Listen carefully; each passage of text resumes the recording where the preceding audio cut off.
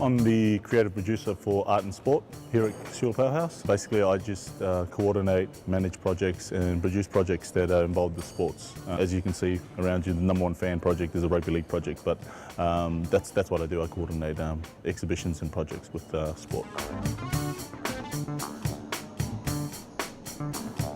I think this opportunity came up after Body Pacifica last year, where a lot of the NRL players were involved. Once they found out that I had a fine arts degree and a graphic design degree, they basically just offered me a position here, and it was a great opportunity for me, so I took it up. Football's been great for us, but it's very, it's a very difficult sort of way of making a living at times. You're basically a game away from injuring yourself, and you can possibly injure yourself and not play ever again. So, you always got to think outside and think about how you're going to set yourself in good stead after the game. That's why it's important for a lot of the players to utilise their time, because we do get a lot of good time, a lot of free time to do other things. So, if they use it productively and go and study, they'll be a lot happier come towards the back end of the career like I was. I wasn't as nervous as some of the players. So, that's probably the only thing I'll tell the kids. These banners were loaned to us by Ron Pollard, who's a huge Penrith fan. A lot of these banners stretch back to the late 70s, early 80s. There's some banners that use the chocolate soldier colour scheme there.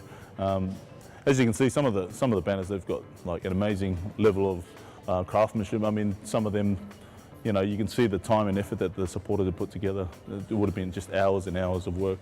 So those are all the banners that Penrith were kind enough to loan to us. So Michelle Booth and Stuart Rush were supporters that basically gave us a lot of their banners, and I think that a lot of their banners stretch back just as far as the Penrith ones, back to the late 70s. Supporters jerseys that were loaned to us by Brad Fall. So Brad basically collected a lot of the material and items from the Cronulla supporters themselves, and as you can see, this is only but a few of things that were donated for the exhibition. So these are boots that were donated by the NRL players from the 9 NRL squads in Sydney. Basically, it was part of the Super Boots workshop where kids were able to paint original artworks onto some of the NRL stars' boots. So this boot here is Jamie Soward's boot. It was painted by Jake Jorgensen. Jamie Soward obviously plays for the St George Illawarra Dragons. And this boot here is Nathan Merritt.